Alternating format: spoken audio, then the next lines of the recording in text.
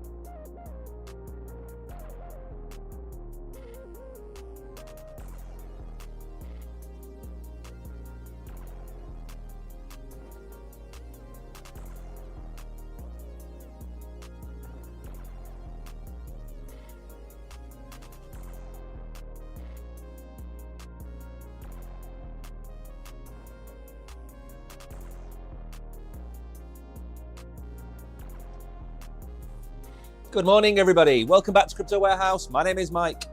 Today is the 17th of September, 2024. 2 weeks to go until October and 2 weeks to go till my 50th birthday. Can you believe that? 50 years of age. I know I sound like I'm 25, but I am in fact an old man in crypto years. What are we going to talk about today then? Well, we're going to go through a couple of articles about Bitcoin, as you would expect. Ethereum is on the news. Solana, Chainlink, new or old tokens. CZ, when is he coming back? And Prime Crime, probably my favourite title of an article today is Prime Crime and Hostile Husky. We're going to talk about that as well. What could that possibly mean? A few good mornings to Mags, Hidden Agendas, Kishan, Danny is in chat. Remember, if you are new here, smash the like, smash the follow, smash the subscribe button. 166,657 followers as of yesterday's count. Less than 34,000 to go to get to 200,000 fans. We have nothing planned. We have no budget yet. We have no giveaway yet. But I am sure by the time we get there, we'll have something arranged to give away. Tomorrow night, we should be doing a Mew giveaway. However, we are yet to hear from Mew, so it may not go ahead. If it doesn't, then next Wednesday, we will also do a Wednesday night giveaway. And we have some stuff coming our way, physical things coming our way that we're going to be giving away on another special, hopefully the week after. If not, then it will be the week after that. But we have lots of things in the pipeline. Some we can talk about, some we don't really have. We can't really give you the news on yet because it's not here. Good morning, Chris. Welcome to the stream.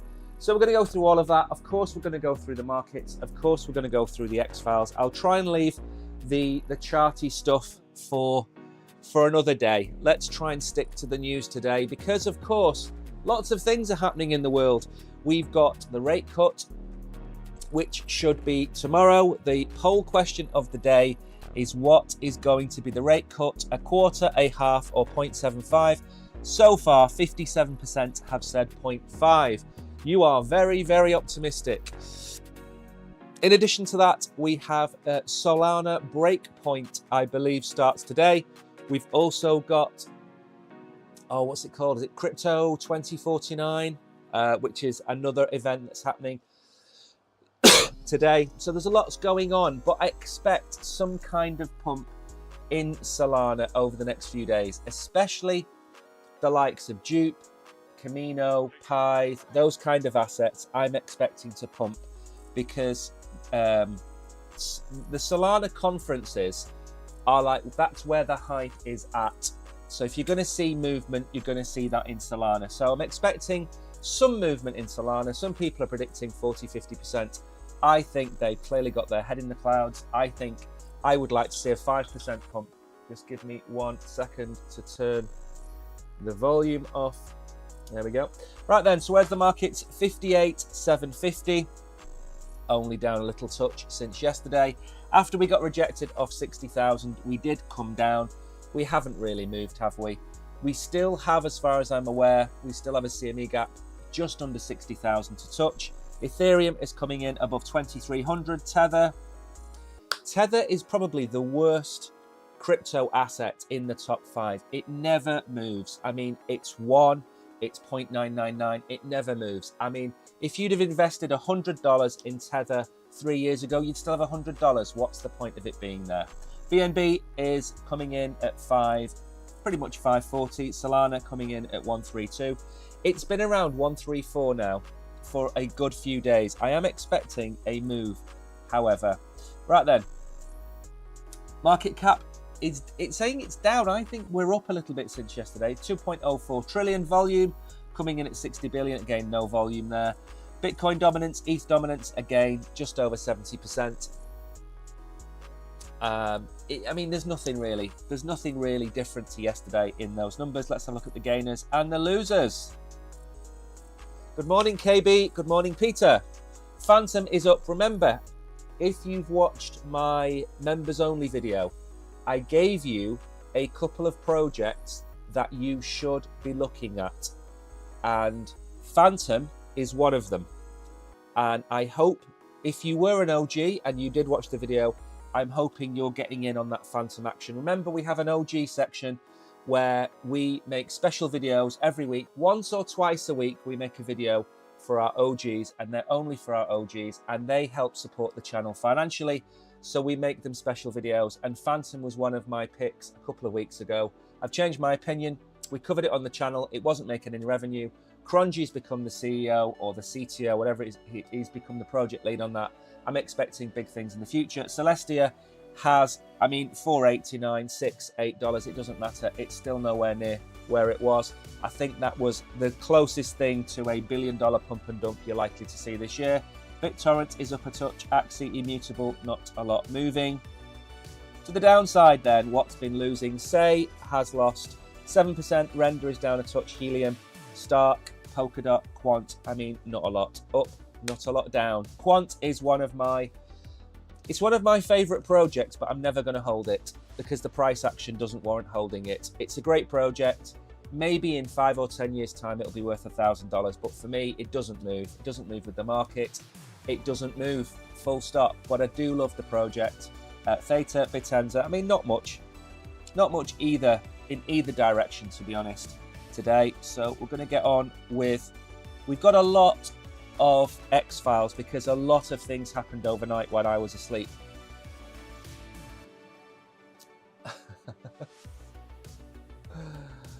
Peter is going to put his neck on the line and say that Mantra will 15x from here. Do you know what? That's not putting your neck on the line. I think if we're going to see a pump, I think Mantra could well and truly go some. Absolutely. Now then, I call you many things on this channel. I've called you puppies. I've called you ducklings. Today I'm calling you snails. Okay? You are snails. Bitcoin is trying to get to all-time highs, but those money makers, they keep electrocuting us and bringing us down. We keep getting rejected and you keep getting fried. I mean, I can only imagine that this smells delicious, but we just can't break up, can we? Because every time we go, they liquidate us. The longs were liquidated last night. And there we go. So I've called you something else. So calves, bunnies, lambs, you're now snails. You're never going to get a straight stream from me now, are you? Moving on to the sensible things. Gold bugs to Bitcoiners worried that ETFs don't actually hold the underlying asset. First time. Of course, gold has been through this in the past. I said yesterday it was absolute BS. T-1, T-2 has existed probably for the last 30 years. Maybe it was even T-4, T-5 back in the day. There's a settlement date and there's a purchase date, and they're not the same, okay? BlackRock says the Federal Reserve's interest rate cuts will not be as deep as the market expects. I am expecting 0.25%. I know if we go back to the poll, we've got 55% saying half. It's not going to be 0.5, I don't think. If it's 0.5, the cigarettes are coming out. Don't mention Liverpool. Well, tonight I think you're going to get absolutely stuffed by AC Milan. So we'll bring that up tomorrow, shall we? Let's bring up what Liverpool are going to do tomorrow. Now, some news from the world of Mew. Well, actually not some news, some potential news. And there's a lot of this going around today. This week is going to be a blast. Remember, Mew is Solana based on the fact that they're going to have a big conference. This could go. Now, this isn't the only Solana-based project hinting at a big week. We have Zeus. Imagine the power of having Bitcoin on-chain with Solana. This week is set to be epic. Are you with us, Olympians? These conferences that go on tend to be timed with big announcements from projects. So expect big news from a lot of Solana projects this week. The only bit of controversy this conference has been that they've given no time to the likes of Star Atlas, which is a crying shame because Star Atlas is the AAA game on Solana. But there you go. Moving back to general crypto, crypto's top AI and big data coins by development activity. Generally, these are the projects that are making headway. Oasis, Near Protocol, Graph, Ori Chain, Bitenza, Ocean, Golem. Nice little graph down here showing you the movers and the shakers. These are the projects that have, I believe, the most GitHub commits. And that kind of is an indication of what is going on. Now, one missing from this list, and one of my favorite picks, is Fetch AI, which of course is ASI.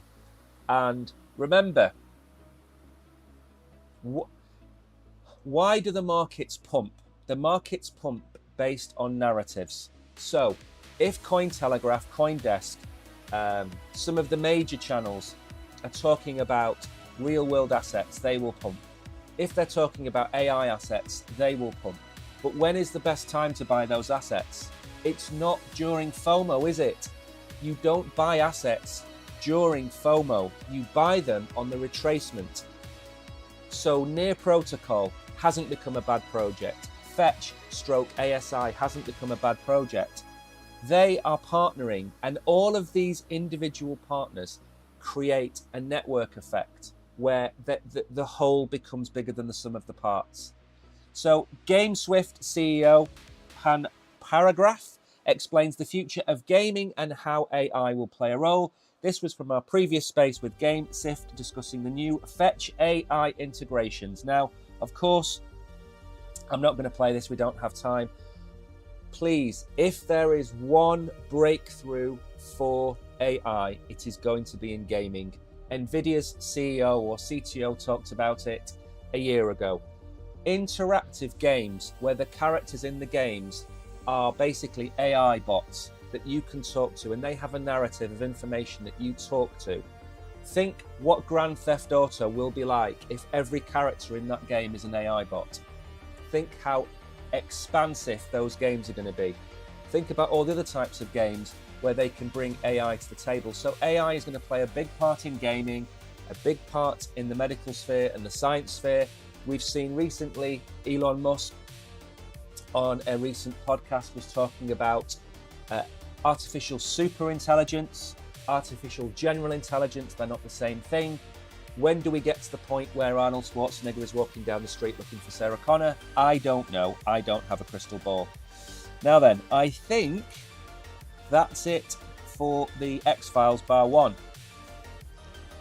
I believe. When will Fetch change to ASI? It has done, but it's gone really slowly. So I'll give you an example. On one of the exchanges, I hold my Fetch. It's now called Artificial Superintelligence, and then in brackets it's called FET. Other chains are still talking about Singularity. Other chains are still talking about Oceans. It should have happened.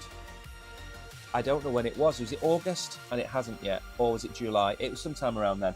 All right, Sui Network is to integrate native USDC to boost liquidity. This move is set to strengthen the platform's DeFi capabilities and attract more users to its growing network. Again, if you don't have liquidity on your chain, you are not going to be able to do what the likes of Ethereum do. Nobody really comes close to Ethereum at the minute. Solana is lagging way behind. Tron doesn't really have an ecosystem that I have any interest in or can see. So Ethereum is still the top dog, but if you haven't got liquidity, you're not going to get very far. And that is something that a lot of these chains have to work on. Maybe it would have been a better idea to go and look at using the AG layer that we have the new Pulse token for. Now then, moving on. Bitcoin price turns shaky ahead of potential Fed rate cut and weak global economic data. The price is still wobbling, 58,000. Yeah, we're holding. We haven't come down as far as I was expecting. So the price has dropped. We got rejected at 60,000, as we've said many times. This, the analysts are claiming is because Bitcoin has been gaining, the US dollar has been sinking, gold has been pumping. I believe the S&P's put in a new all-time high. So gold is raging, S&P is raging, where's Bitcoin? Is Bitcoin lagging behind? Why? What's going to push Bitcoin up to the next level? We had one of our record days on the ETFs last Friday, 263 million coming in one day. MicroStrategy, he wants another $800 million to go and buy Bitcoin. So if all of this money is piling in, why are we at $58,500? Who is selling? Because it's not really the ETFs. We've seen off the likes of Mt. Gox, we've seen off the Germans, not for the first time, and we're making progress. Why are we not at $199,000 then?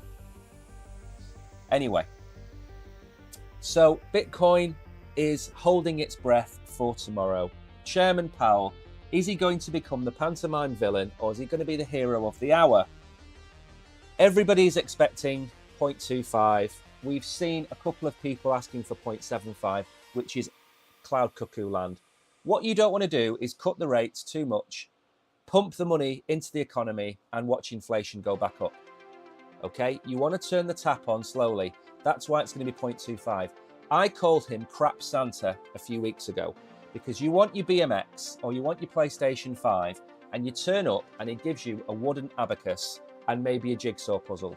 Okay, that's what Chairman Powell is. He's a crap Santa. So even if I like him tomorrow, he's still not going to bring me the present of my dreams.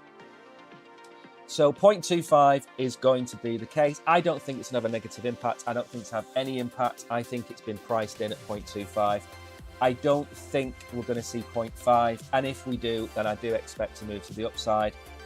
We're in that zone. We're in the middle of our range that we've been in for 6 months. The bottom of that range, the top of that range, we'll have a look at in a minute. But again, inflation is coming down. We have, if you look at the likes of Trueflation, for example, let me just take you off to the side for a second. Trueflation, no affiliation with them whatsoever. I have a look at this from time to time, and we should be able to see US inflation somewhere on here. They've updated this a lot, haven't they? There we go. So as far from what I remember, is this? There we go. Yeah, this is what I mean. The US government is saying that inflation is 2.5%. Independently, Trueflation have got it at 1.1%. Now, this is a dangerously low number for governments. It's not dangerously low for you. In fact, if it was minus 1%, then your goods would be 1% cheaper than they were last year. Governments don't care about you. They care about, inflation and melting away their debt through inflation. So they're saying it's 2.5. The actual figure is 1.1. It's time for him to cut, because if we go into a downward spiral where we start to see deflation, that's not good for an economy and the numbers. So we're at a point where 0.25 is what we should expect. Personally, if we get 0.5, we're going to pump. If we get 0.75, we're going to pump. But I think 0.25 would be the best for the economy. That's where I think we are with it. And then maybe we'll have a second rate cut, maybe in November sometime. I know the election is November the 5th, but maybe we will see that. Now, the Oracle, good old Oracle, always uses these different coloured charts. There we go. So where are we? We are right plumb in the middle. The bottom of this range is about 55.5. The top of this range is now down at 66.5. The top of this bull market support band is 63. We got rejected off 60. I mean, we're just here, aren't we? I mean, where could we go? Are we going to see this kind of action again, where we kind of come down and go up? We get rejected and we come down. We get rejected, we come down. We get rejected, we come down. I mean, we're just stuck. And like I said, October is the month of takeoff. On average, we do a 25% pump in October. I think we're just going to chop. We're going to chop maybe for the next 2 weeks, unless the Fed surprises us. But again, if we get down towards 55, or even if we get down towards this 53 level, let me put the line in there. So if you can see here, we've kind of got this line here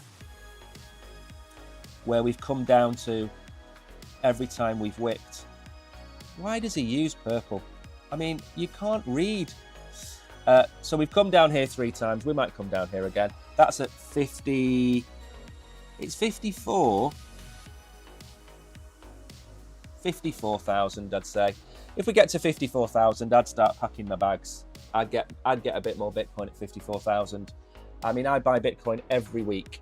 I dollar cost averaging every week. I've been buying Bitcoin every week for 4 years, 5 years, 6 years, something like that. So it doesn't matter to me. But if you get a 52, 53, 54,000 Bitcoin, I'd pick up some, certainly. And again, we aren't going to be here forever. We are going to break out at some point. It's just a waiting game. Remember, Warren Buffett says the stock market is separating money from the impatient and giving it to patient. That's all it is. You just got to stick around, stick it out.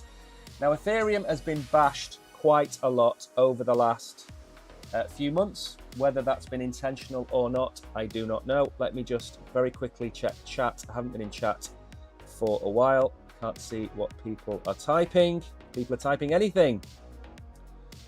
Let's have a little look at what's been said. My Garibaldi reference had me thinking of Alexei Sale in Young Ones. Do you know Alexei Sale? I watched Alexei Sale when I was a kid and I did not find him funny. And then one day I found him hilarious. I don't know what happened.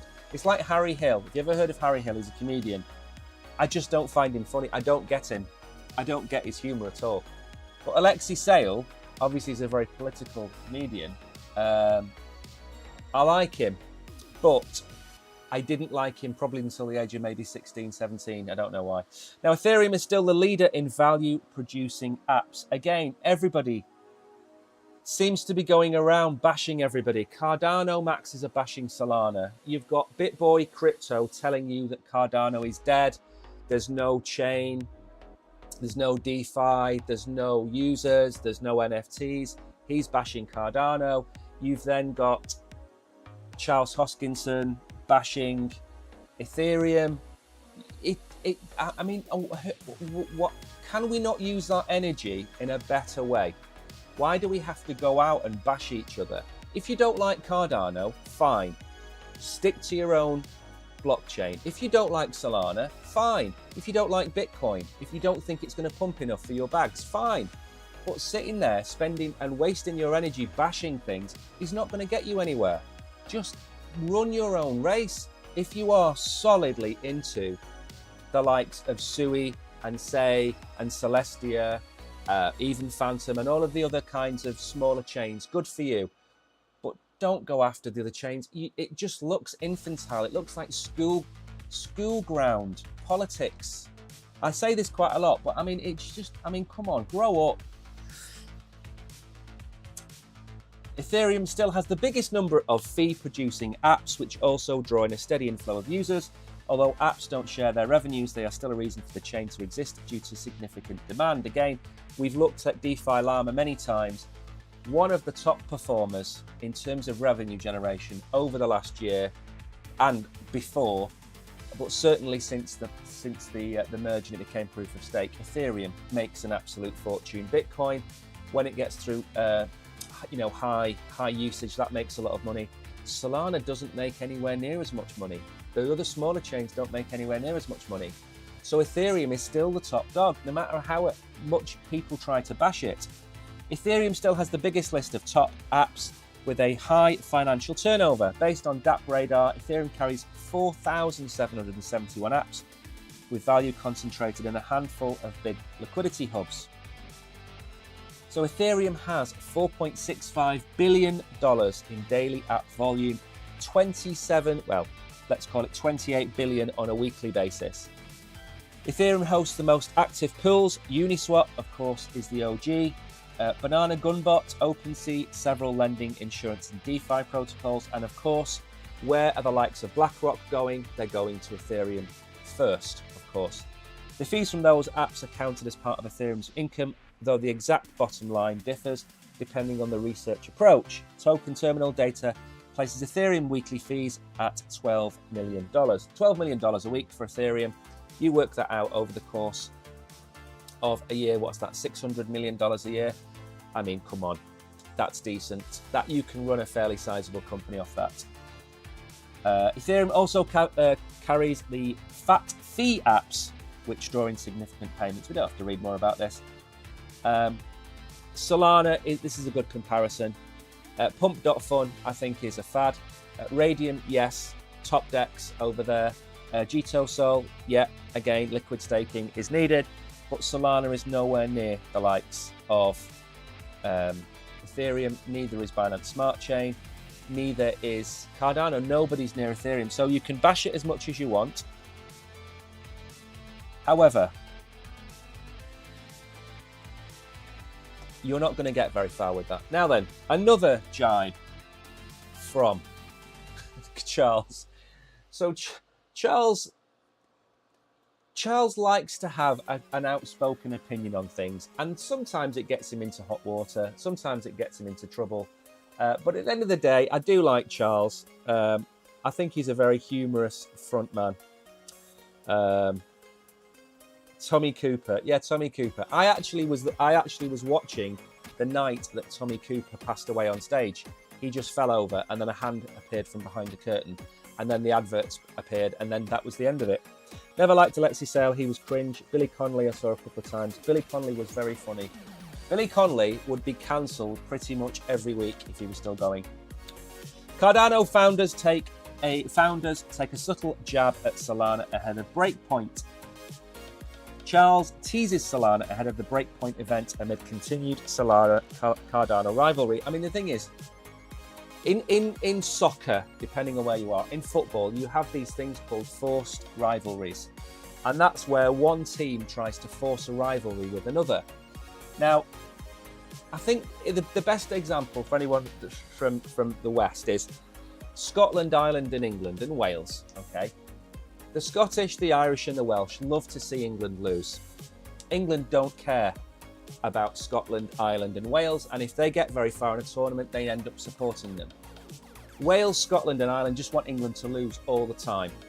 Now, I don't know whether that's a forced rivalry based on the 500 or 600 years of oppression, invasion, you know, whatever you want to call it.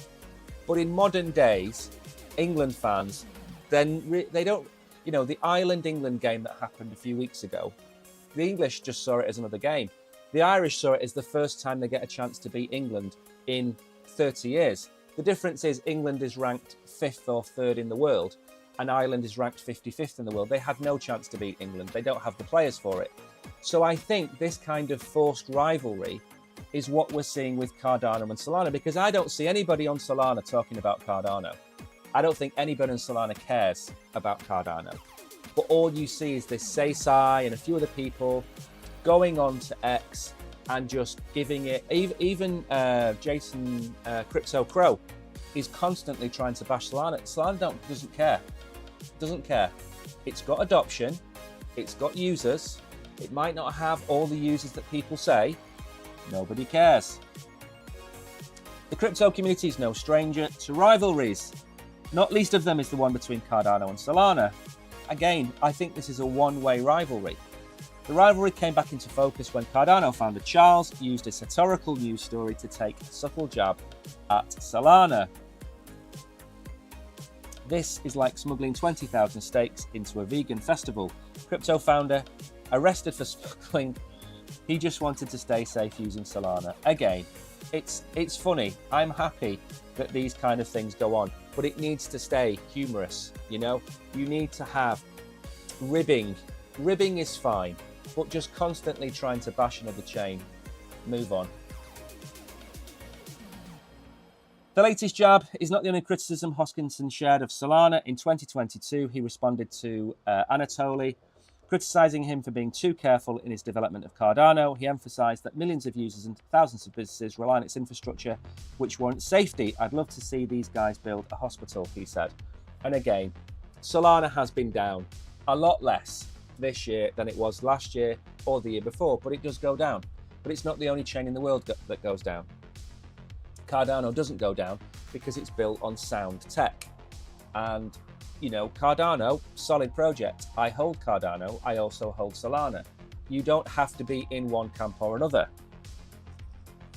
So the primary criticism is that Cardano writes software carefully when billions of dollars are at stake from millions of users and thousands of businesses rely upon infrastructure. And there we go. There's a little jibe. Who cares? Solana and Cardano seem natural rivals thanks to their similar use cases but different design philosophies. While both networks emphasize scalability, there are also noticeable differences. Cardano focuses on security and a research-driven approach. Yes, it does. I mean, we're not going to go and bash Cardano. I'm not going to bring up the Cardano chart either. I'm going to go and have a look at the Solana chart.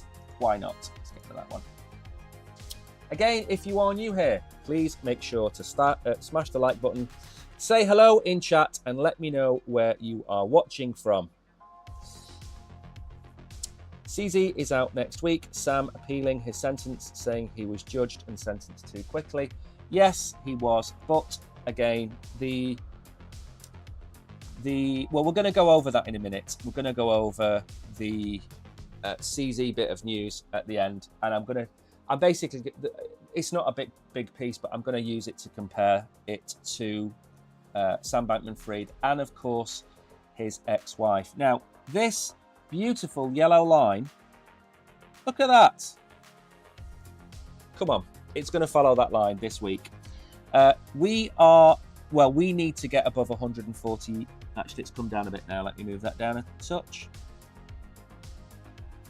We need to break about $143 to get back above the bull market support band, which comes in at $150. So we need to be $150 to get back into the bull market range.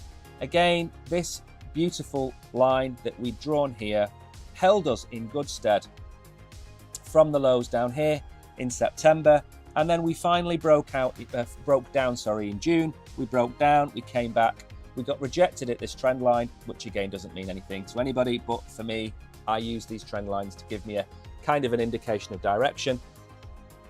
But we are not far off the bull market support band. We're in a very similar situation to Bitcoin. Ethereum is far worse off at the minute. I do think that Breakpoint is going to give us a pump this week. So I do think Solana is going to move up a touch. I have made a video, by the way, another OG video. Actually, no, it's not an OG video. It was an OG video. And I set it to go live tomorrow for everybody else. But for some reason, one of the platforms that I use decided to put it live on Sunday. So it's out and it's up there. And it's about Grayscale. And the issue is that you should basically, based on what's happened with Bitcoin and Ethereum, if and when XRP, if and when Solana, if and when any other of their Grayscale trusts get converted into an ETF, my advice is very simply to sell that token the week before it goes live and hang on about 6 months for the price to basically come down to a decent level, because all we've seen from Grayscale is dumping. They've dumped the market for Bitcoin and Ethereum. Ethereum looks bad. It's actually having a really good ETF launch. The Bitcoin ETF launch is one of the top ETF launches in the history of ETFs, but they've both been tempered by the sell-off from Grayscale. Grayscale sold off something like 20 billion from its ETF, something ridiculous like that.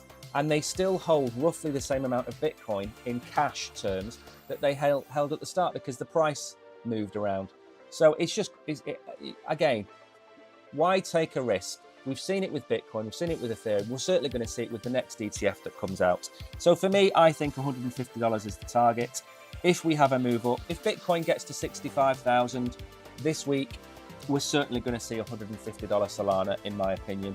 That's only a 10% move up. If Bitcoin moves up, that's a 10% move for Bitcoin. So I'd certainly see Solana at those prices.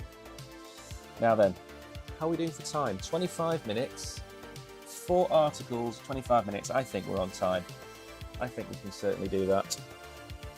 Remember, we should be live tomorrow night, but we may not be live tomorrow night. We are supposed to be doing a giveaway. Actually, we have a thumbnail for it. This is supposed to, I actually can't bring that up because there's a logo on it, but we are supposed to be live tomorrow night doing a giveaway, a $50 giveaway tomorrow night. However, we can't do a giveaway if we don't have the funds. So until we get the funds from you, we will not be able to do the giveaway. Hopefully we will get them between now and tomorrow. I will ask them again tomorrow morning. If so, we will have a Mew night. If not, then this is going to happen. Let me very quickly bring this up. This week, in fact, tonight, there is a big event happening. Let's just very quickly find it for you. This is a little bit of an aside, but I just want to show you what's planned.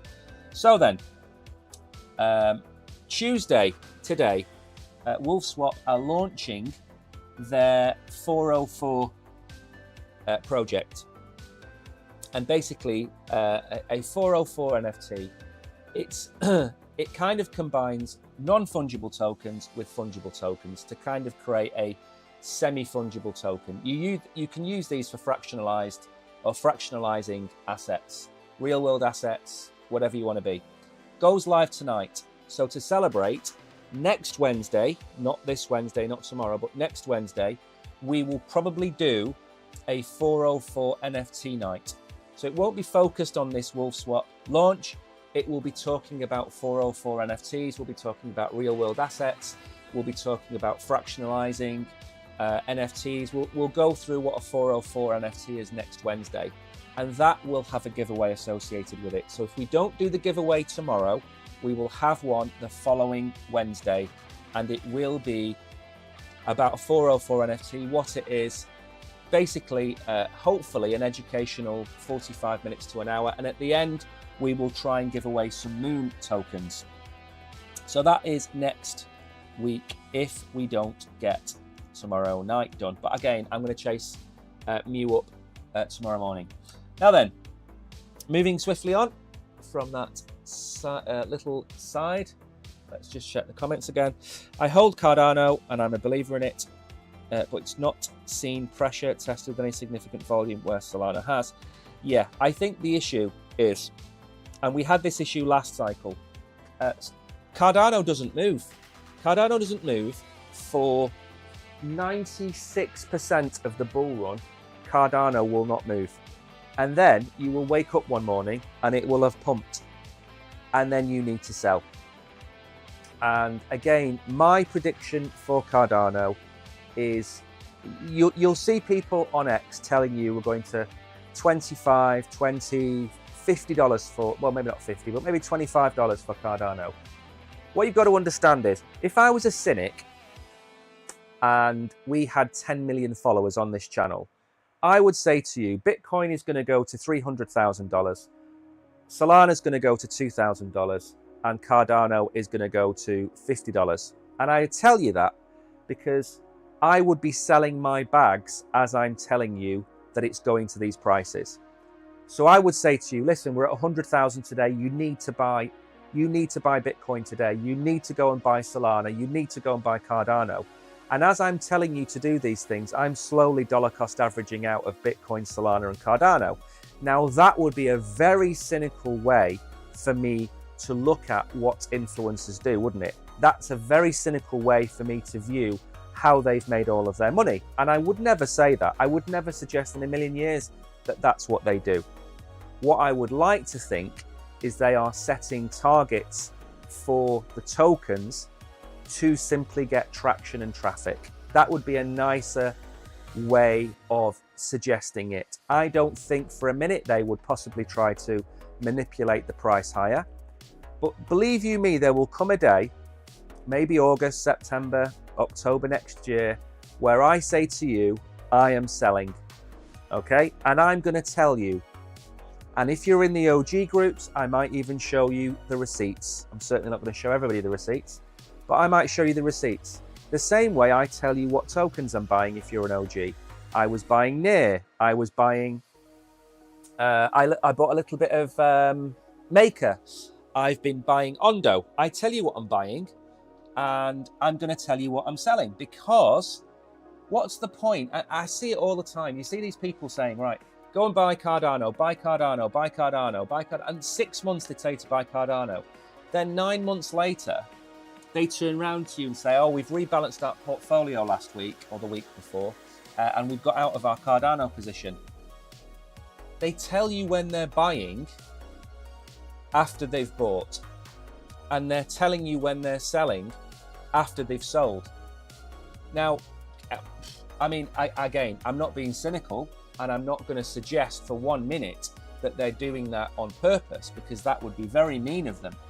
But again, don't trust anybody next year. Don't even trust me. Don't trust anybody.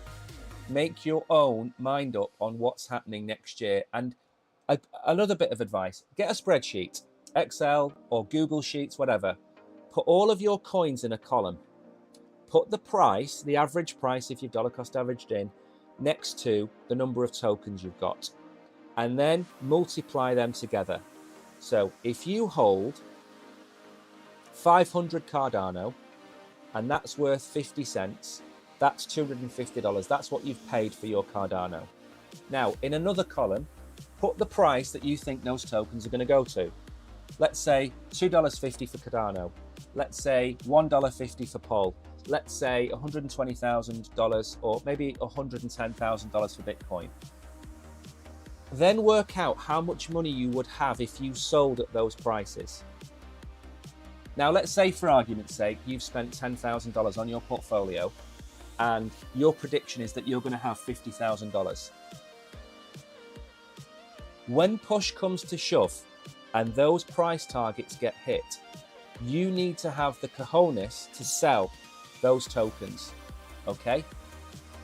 And nobody can force you to sell those tokens the same way nobody can force you to buy those tokens, but make sure you've got a plan to sell. And I know we've said before we're going to make a sell video, and maybe we'll do a sell video one Wednesday night, but I like to do a giveaway on a Wednesday night. And if we don't have the money coming in, and believe you me, since May, it's been barren. The number of opportunities we've had to do sponsored videos gone through the floor because the market's been in chop. But when the market comes back and we do start to get more sponsored videos and content, we will be able to give you more giveaways, and then we'll probably do a dollar cost average out stream where we show you how we would dollar cost average out. That went off on a complete tangent, but hopefully you understood what I was getting at. Cardano is not the worst coin to hold. I don't think it is either. I don't think it is. I think we're going to get on to new versus old in a minute, and I'm going to have my piece about that. But like I say, we've got plenty of time. I'm not doing as many charts today, so we've got more time to talk about content. And I try and give you as much of my opinion as possible. I don't just want to sit here and read you an article, because you can get an AI bot to do that. I want to give you my opinion based on my experiences. Again, somebody else that you watch could say something totally different. These are just my opinions. You don't have to agree with them either. And if you don't, by all means, put your own comments in chat. I'm never going to cut anybody off for having a different opinion to me, unless they become abusive, and then that's a different kettle of fish. 6 million Chainlink tokens have been pulled from exchanges in the last 7 days. This large outflow indicates growing confidence among linked investors, as many are choosing to keep their assets in private wallets instead of centralized exchanges. Again, it's a good move. When you have assets on exchanges, when you see, I don't know if you follow, is it called Whale Watch, which is an X account? So if I very quickly go and show you, I think it's called Whale Watch, isn't it? Let me very quickly have a look. Oh, everything's tied together. Right. I think it's called, is it Whale Insider or Whale Alert? This is it. So Whale Alert, this follows transactions on the blockchain, big transactions, not everybody's transaction, not small ones, whatever it might be. And then you see 1 hour ago, $50,000 was minted at the USDC Treasury. What does that mean? $50 million of new money is coming into the blockchain. So the USDC market cap will have gone up $50 million in the last hour. Now look at where it's gone, and I'm not going to read the name out because we're streaming in other places.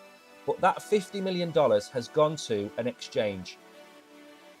What do you think is going to happen with that $50 million? That $50 million has come online from a bank transfer and it's gone to an exchange.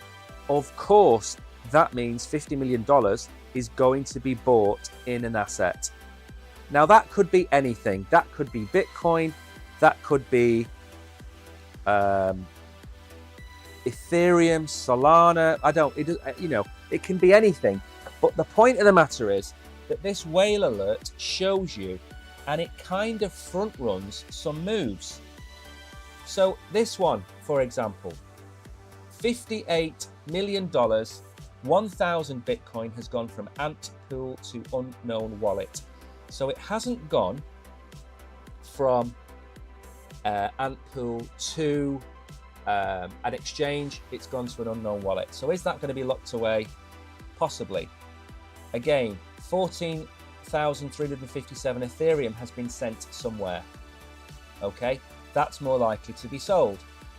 50 million XRP has been sent from Chris Larson to another wallet. Maybe that's his ledger, who knows. 14,000 ETH sent to another exchange. Now those could be ETF buys. They could be. Have a think about what all of these things mean. This one here, 14 hours ago, $74 million was burned at the Treasury. So that's $74 million being removed from the blockchain and going to somebody's bank account. I am not saying that this is a cast iron way to see what's happening in crypto, but it gives you an indication. So when you see these tokens being removed from exchanges, number one, the supply on the exchanges goes down incrementally every day that it happens. The same with Bitcoin on exchanges, it's going down incrementally. It also means these tokens are not going to be sold anytime soon because they've moved. Now, the price of Chainlink has come down. It's still at $10. It was up at $21 during April and May. It's likely to go back there. My target for Chainlink in this bull run, $80 to $100. Again, that might be optimistic. If we're sitting here in March and we are at $20, then maybe we'll go to $80. Maybe we'll go to $120. I don't know. It depends on where we are.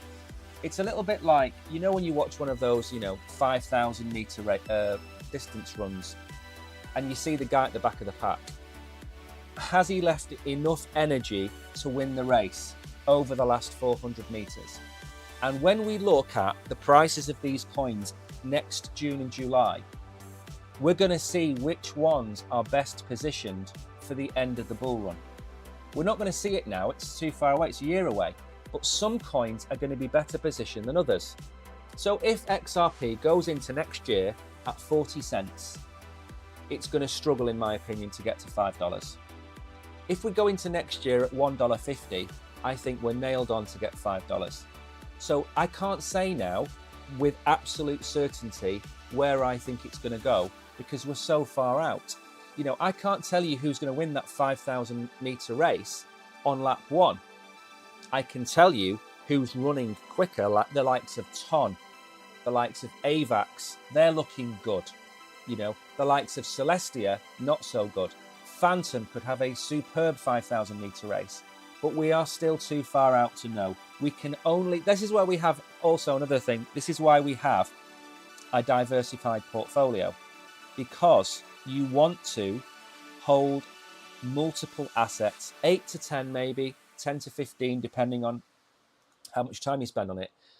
Holding multiple assets means if you hold Ton and it only does a 2x and 50% of your assets are in that, then you've made 50% on your portfolio.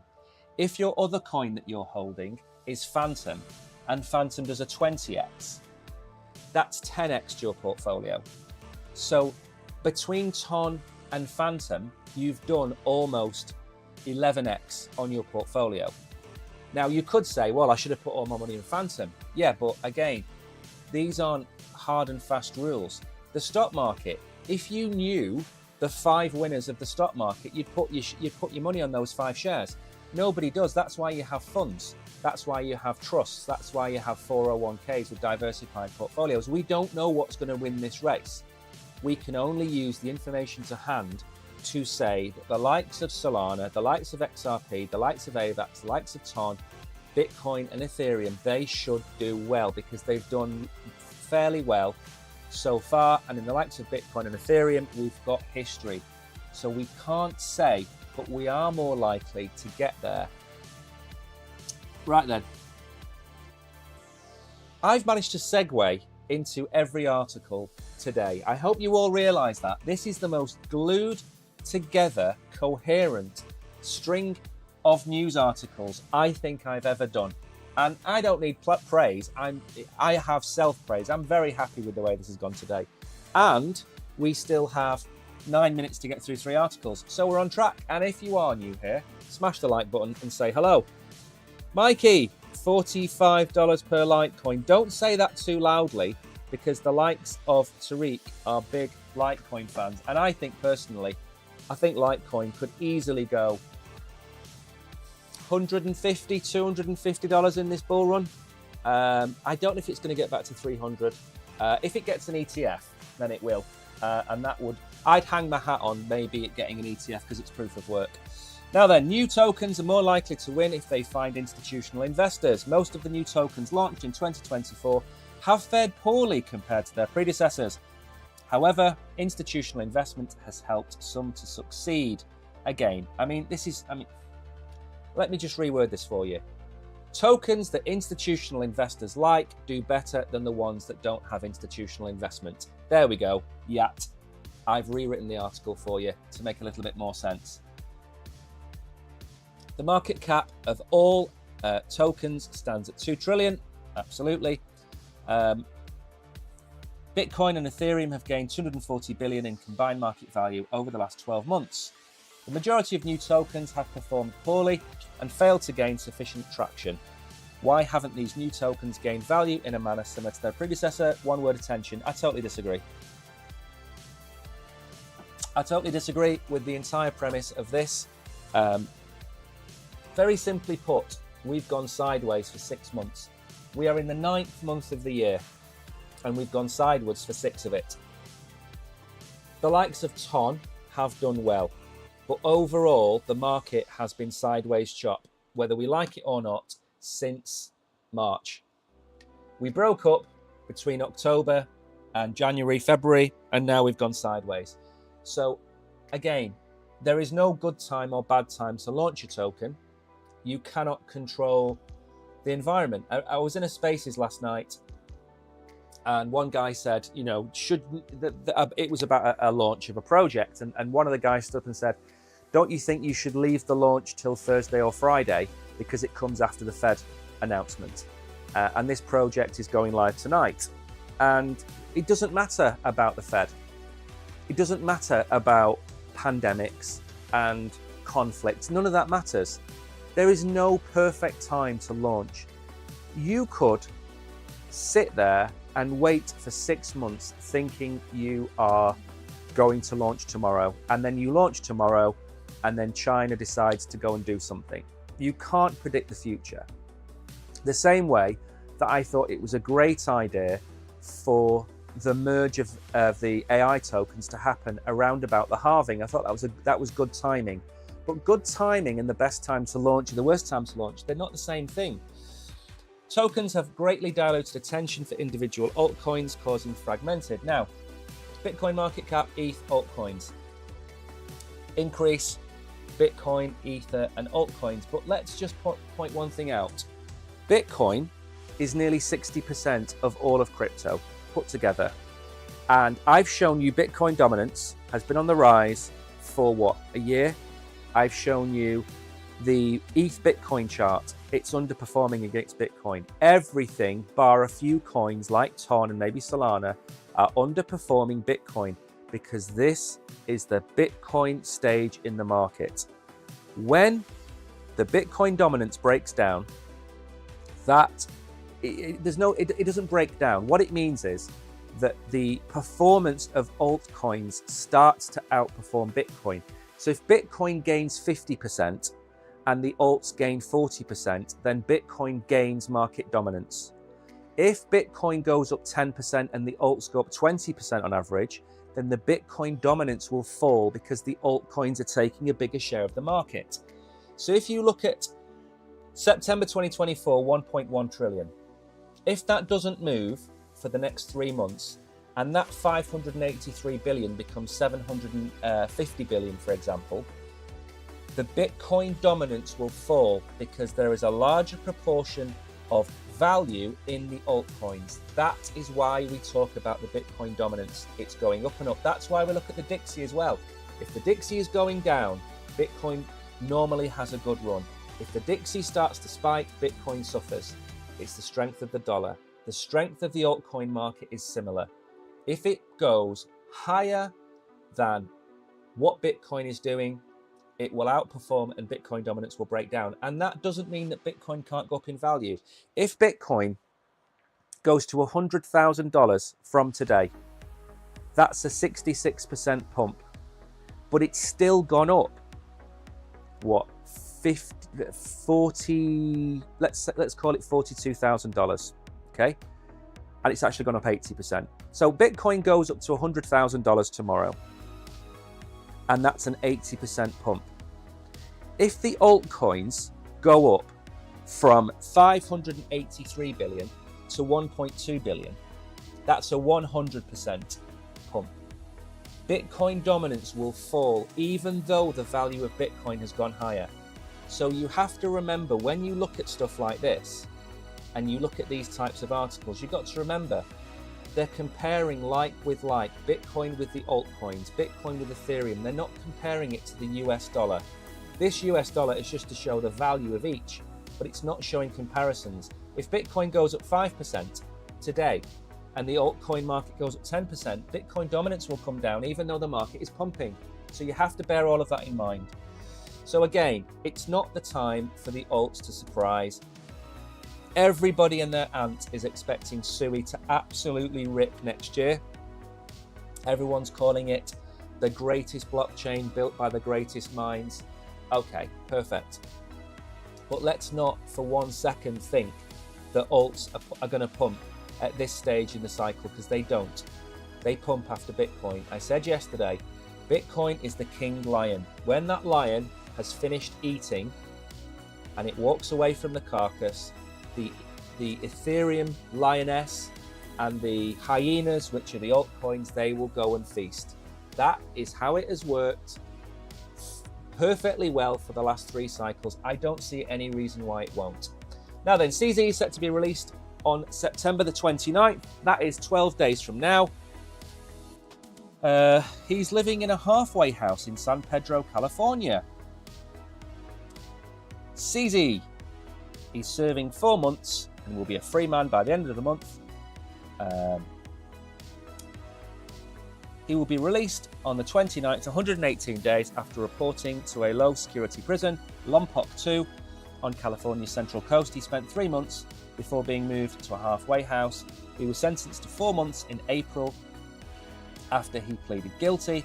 He agreed to pay $50 million in fine and stepped down as the CEO. Now, what's interesting about this is the 2 other individuals involved in FTX, they've had plea bargains because they've helped the police with their inquiries. They're going to be sentenced, and Sam Bankman-Fried is saying that his trial was rushed. Okay, now let's just point something out. CZ has been found guilty in a court of law. Okay, there's no, I think this or I think that. The judge has found him guilty. Now, he hasn't broken major laws because he's only done 4 months, whereas Sam Bankman-Fried has got 25 years.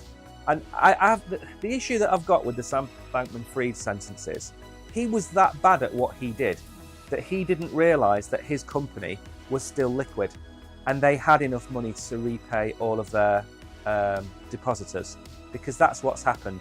They now are able to pay everybody back pretty much whole. So if he didn't lose anybody any money, why has he got 25 years? I'm not saying he shouldn't, because of course he is he's committed lots and lots of crimes, but it just doesn't make sense. So CZ is out on the 29th. What's important about that? Well, we all expect the markets to absolutely rip in October, and CZ will be out, probably back home by October the 1st, and he will be able to sit there and watch his green candles. Remember, CZ himself is probably one of the richest individuals in the world because of the amount of Bitcoin that he holds. $50 million fine for a person of his wealth is a drop in the ocean. And again, the 4 months, to be honest, have flown. I've seen lots of well-wishers commenting on CZ's posts and things like that. And again, the other way to look at it is he took one for the team. We probably wouldn't have the Bitcoin ETF if the course of events that led to him being detained for 4 months hadn't have happened. So we can thank CZ in some respects, and nobody is perfect in this world, and he is who is without guilt cast the first stone. I don't think anybody is. So CZ is coming out on the 29th, and then finally, one last bit of news. 12:01, we've got to the end of the show, flown into the end of the show directly on time. Let's see where we are. So, Delta Prime DeFi hacker exploited token minting bug, managed to drain $6 million. I mean, there's not a lot to say about this. What I would say is, at the end of the day, DeFi platforms and going off exchange, if you're new to crypto, should be something you do with like $20 or $50, and you should be keeping your net worth on exchanges. And yes, if you know what you're doing, you should have a ledger. I get that. But I'm never going to sit here and tell somebody who's new to crypto to go and get a ledger and move all their assets to it, because the technical hurdles are too high, in my opinion. So an exchange should be where you keep most of your tokens if you're new to crypto. We've come through a really bad bull run, and every exchange that we stream on is still here. And it doesn't mean they're going to be here in the future, but they're still here now. And over time, maybe you will learn how to use a ledger or a Trezor, whatever it might be. But if you want to go and play with Delta Prime on Arbitrum, or Camino on Solana, or you want to go and play with MakerDAO, or you want to go and look at some of the chains, what's it called? Pancake, or whatever it's called on Cardano, Sushi, something like that, Cake. I don't know. You can go and play with them. But you wouldn't take your life savings to a casino, or you shouldn't take your life savings to a casino. You would take $20, $40, $50, whatever your net worth is that you can spend. Go and try some of these exchanges, because from time to time they will get hacked, and that is a problem, and it hasn't gone away, and it won't go away for the foreseeable future. So that is what I'm going to leave you with. Keep your money on exchange. If you are really technically competent, consider getting yourself a Trezor or a ledger. And until tomorrow, thank you everybody for tuning in. I am going to go and make some videos today, or I'm going to try and make some videos today. So take care, Packer, Mikey, Chris, Kishan, everybody that's in chat. The Fed rate cut, what's it going to be? The final scores on the doors. 53% have said 0.5%. 40% have said 0.25, and 7% have said 0.75. Not bad. But listen, thanks everybody. See you all in the morning. Take care. Go. It's going to rain here today, but go and walk on grass. Go and get some fresh air, and see you all in the morning. Bye bye.